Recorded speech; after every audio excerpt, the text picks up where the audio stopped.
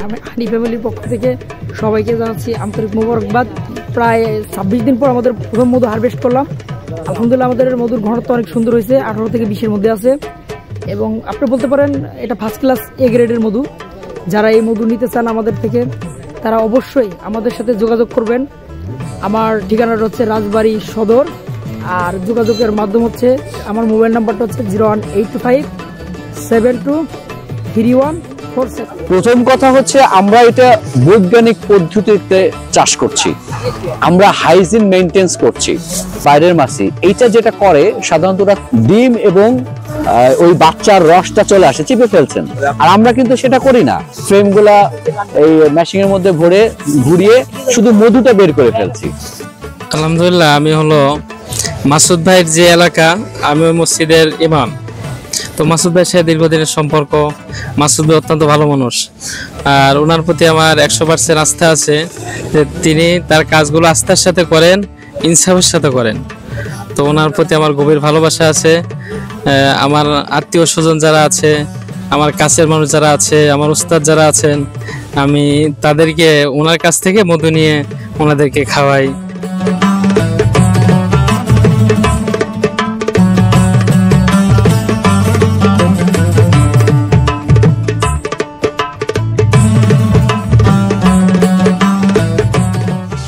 যত খাবার আছে, খাদ্যজাত প্রোডাক্ট আছে, তার মধ্যে সবচেয়ে বিতর্ক প্রোডাক্ট হচ্ছে এই মধু।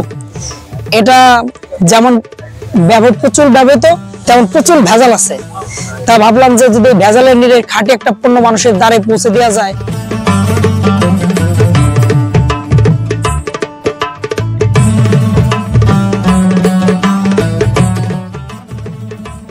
হানি ফ্যামিলির মধু প্রকৃতির সোনালী উপহার। মাসুদ সাহেবের আন্তরিকতা ও প্রকৃতির প্রতি ভালোবাসা। হানি ফ্যামিলির কর্ণধর মাসুদ সাহেবের একটি অবিস্মরণীয় উক্তি আজও আমাদের মনে স্পষ্ট। আল্লাহর ভয় আছে বলেই কোনো ভেজাল নয়, মৌমাছি যে মধু দেয় সেটাই মানুষকে পৌঁছে দেয়। তার এই কথাগুলোই হানি ফ্যামিলির মধুর বিশুদ্ধতা ও প্রকৃতিমানের প্রমাণ। যারা বিশ্বস্ত, যারা মোটামুটি পরেশগার বলতে পারেন, এই টাইপের যারা আখিরাতে বিশ্বাসী, যে অন্যকে ঠকালে আমিও ঠকে যাব, আল্লাহ দেখতেছে কেউ না দেখুক, এরকম লোকের কাছ থেকে আপনি প্রোডাক্ট নিলেন, আমি মনে করি খাঁটিটা পাবেন ইনশাল্লাহ। আর যারা এই মৌ বক্স স্থাপন করে চাষ করা, তো মৌ চাষী, এদের থেকে যদি আপনি নেন, আমি 100% যে বাংলাদেশের অসাধু নিয়ে এটা ভুল, তবে আমার বিশ্বাস 70-75% এই মৌ চাষী আপনার পিওর মধু আপনাকে দিবে। হানি ফ্যামিলির কর্ণধর মাসুদ সাহেবের আন্তরিকতা ও স্বচ্ছতা অবশ্যই প্রশংসার দাবি রাখে। তিনি আল্লাহভীরু হয়ে কোনো ভেজাল ছাড়াই মৌমাছির প্রাকৃতিক মধু মানুষের কাছে পৌঁছে দেওয়ার যে প্রতিশ্রুতি দিয়েছেন, তা গ্রাহকদের কাছে বিশ্বাসযোগ্যতার এক নতুন মাত্রা যোগ করেছে। তিনি আরও উল্লেখ করেছেন যে তার মধুর বেশিরভাগ ক্রেতা তার পরিচিত এবং এলাকার লোকজন। এই বিষয়টি মধুর গুণগত মানের একটি প্রমাণ হিসেবে বিবেচিত হতে পারে। পাশাপাশি লাইভ হারভেস্টিং এর মাধ্যমে তিনি গ্রাহকদের সামনেই মধু সংগ্রহের প্রক্রিয়াটি তুলে ধরেছেন, যা মধুর উৎপাদন প্রক্রিয়ার স্বচ্ছতা নিশ্চিত করেছে। এটা আমার গ্রামের বাড়ি, এখানে আমার গ্রামের লোকজন বেশি আসতেছে, যে আমি হারভেস্ট করতেছি, হারভেস্ট দেখে তারা নিয়ে যাচ্ছে, এখানে তো ভেজাল করার কোনো সুযোগই নেই। আর মোটামুটি কথা হচ্ছে যে আমার ধর্মের প্রতি বিশ্বাস রয়েছে, যার জন্য যদি আমি আপনাকে ঠকাই তাহলে পরবর্তীকালে আমিই ঠকবো। এই বিশ্বাস যাদের আছে, ইনশাআল্লাহ আপনাদের তাদের কাছে খাঁটি পণ্য অবশ্যই পাবেন। হানি ফ্যামিলির মধুর স্বাদ যেন মুখে মিষ্টি সুরের ঝংকার। মধু শুধু মিষ্টিই নয়, এতে রয়েছে প্রচুর পরিমাণে ভিটামিন, খনিজ লবণ এবং অ্যান্টিঅক্সিডেন্ট। মধু শরীরকে শক্তিশালী করে, রোগ প্রতিরোধ ক্ষমতা বাড়ায় এবং ত্বকের জন্যও উপকারী।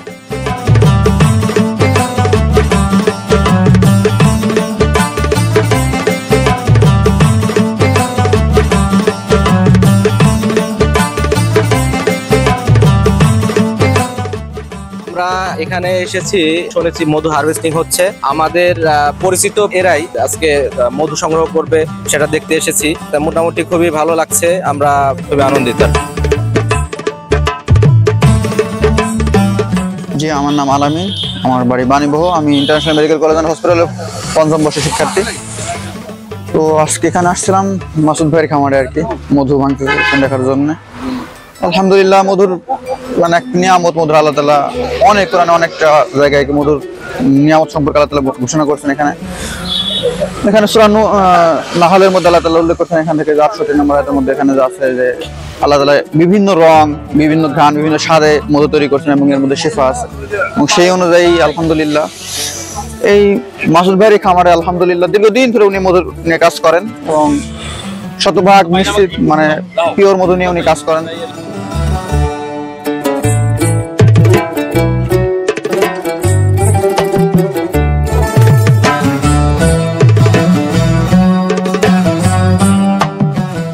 নির্ভেজাল সরিষা ফুলের মধু চাষের হলেও চাকের মধুর থেকে গুণগত মানে অনন্য হতে পারে এমন ধারণাটি অনেকের মনেই জাগে। আসলে এই বিষয়টি সম্পূর্ণ সত্য নয়। চাকের মধু ভার্সাস চাষের মধু। চাকের মধু, মৌমাছিরা প্রাকৃতিকভাবে যে মধু সংগ্রহ করে তাকে চাকের মধু বলে। এটি বিভিন্ন ধরনের ফুল থেকে সংগ্রহ করা হয় এবং এর স্বাদ ও গন্ধ ফুলের প্রজাতির উপর নির্ভর করে। চাষের মধু, মৌমাছিকে নির্দিষ্ট ধরনের ফুলের ক্ষেতে রেখে মধু সংগ্রহ করা হয়, তাকে চাষের মধু বলে। এটি সাধারণত এক ধরনের ফুল থেকে সংগ্রহ করা হয়, যেমন সরিষা ফুল। কোনটি ভালো? দুই ধরনের মধুরই নিজস্ব গুণাবলী আছে। চাকের মধুতে বিভিন্ন ধরনের ফুলের পুষ্টিগুণ থাকে, যা চাষের মধুতে নাও থাকতে পারে। অন্যদিকে চাষের মধু শুদ্ধ এবং নির্দিষ্ট ধরনের পুষ্টিগুণ সমৃদ্ধ হতে পারে।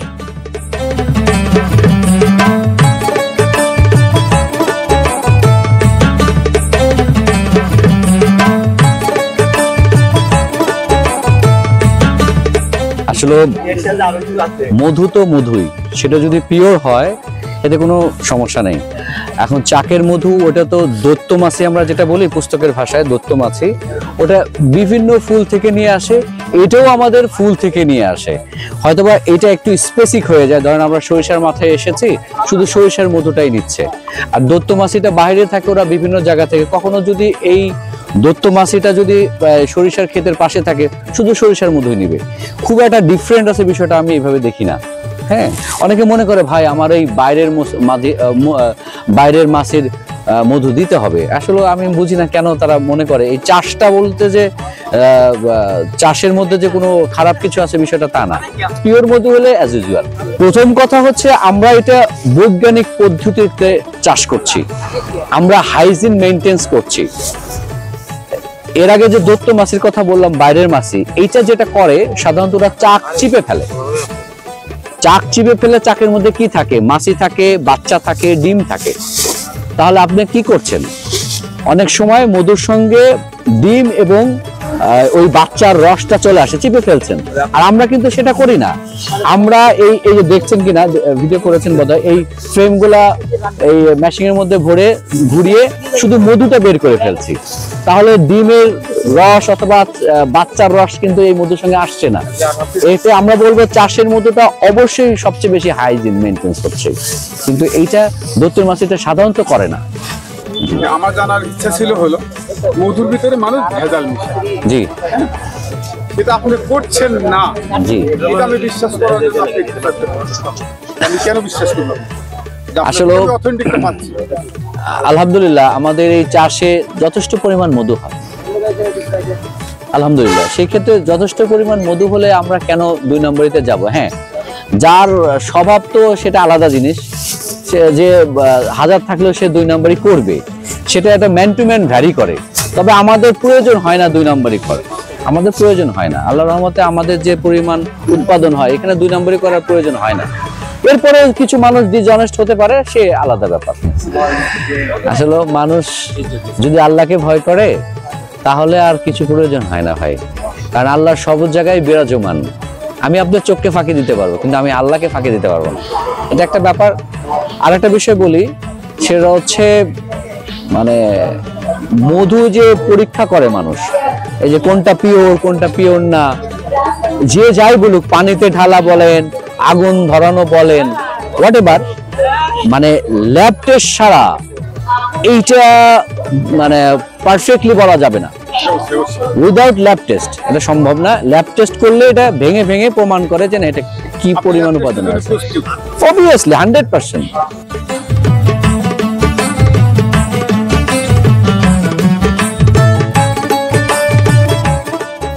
সকালবেলায় যখন সূর্যের আলো পাতাগুলোতে ঝলমল করে তখন মৌমাছিরা বের হয়ে পড়ে ফুলের রস সংগ্রহ করতে। তারা ফুল থেকে ফুলে উড়ে বেড়ায় যেন একদল ক্ষুদে সোনালী বিন্দু। মৌমাছিরা তাদের পায়ে লাগানো পরাগরেণু এক ফুল থেকে অন্য ফুলে বহন করে ফুল ফোটাতে সাহায্য করে। মৌমাছিরা সংগ্রহ করা রসকে মৌচাকে নিয়ে এসে তা মধুতে পরিণত করে। এই প্রক্রিয়াটি অত্যন্ত জটিল এবং আশ্চর্যজনক। মৌমাছিরা তাদের পঙ্খ আকার দিয়ে মৌচাকের ভিতরের আর্দ্রতা কমিয়ে দেয় এবং এভাবেই রস মধুতে পরিণত হয়। মৌমাছির জীবনচক্র অত্যন্ত আকর্ষণীয়। রানী মৌমাছি ডিম পাড়ে, এরপর সেই ডিম থেকে লার্ভা বের হয়। লার্ভা ধীরে ধীরে পূর্ণবয়স্ক মৌমাছিতে পরিণত হয়। মৌমাছির সমাজ একটি অত্যন্ত সুসংগঠিত সমাজ। প্রতিটি মৌমাছির নিজস্ব দায়িত্ব থাকে। রানী মৌমাছি ডিম পাড়ে, শ্রমিক মৌমাছিরা মধু সংগ্রহ করে এবং মৌচাক তৈরি করে, আর পুরুষ মৌমাছিরা রানী মৌমাছিকে সার্বক্ষণ রক্ষা করে। হানি ফ্যামিলির মধু কেন বিশেষ? কোনো ধরনের ভেজাল ছাড়া শুধুমাত্র প্রাকৃতিক মধু। মধুর স্বাদ অত্যন্ত মিষ্টি এবং সুস্বাদু। মধুতে রয়েছে প্রচুর পরিমাণে ভিটামিন, খনিজ লবণ এবং অ্যান্টিঅক্সিডেন্ট। স্বাস্থ্য উপকারিতা: মধু শরীরকে শক্তিশালী করে, রোগ প্রতিরোধ ক্ষমতা বাড়ায় এবং ত্বকের জন্যও উপকারী। সামাজিক দায়িত্ববোধ: হানি ফ্যামিলি পরিবেশ ও সমাজের প্রতি দায়িত্বশীল। আপনিও আজই হানি ফ্যামিলির মধু খেয়ে দেখুন এবং এর স্বাদ উপভোগ করুন। পক্ষ থেকে সবাইকে জানাচ্ছি আন্তরিক মোবারকবাদ। আমরা দীর্ঘদিন পর প্রায় 26 দিন পর আমাদের প্রথম মধু হারভেস্ট করলাম। আলহামদুলিল্লাহ আমাদের মধুর ঘনত্ব অনেক সুন্দর হয়েছে, 18 থেকে 20-এর মধ্যে আছে এবং আপনি বলতে পারেন এটা ফার্স্ট ক্লাস এ গ্রেডের মধু। যারা এই মধু নিতে চান আমাদের থেকে তারা অবশ্যই আমাদের সাথে যোগাযোগ করবেন। আমার ঠিকানাটা হচ্ছে রাজবাড়ী সদর, আর যোগাযোগের মাধ্যম হচ্ছে আমার মোবাইল নাম্বারটা হচ্ছে 01825723147।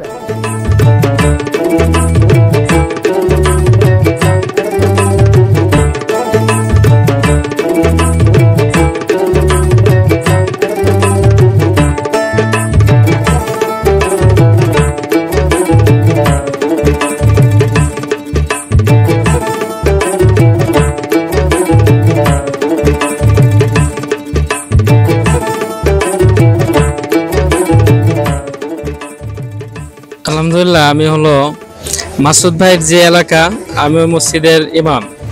তো মাসুদ ভাইয়ের সাথে দীর্ঘদিনের সম্পর্ক।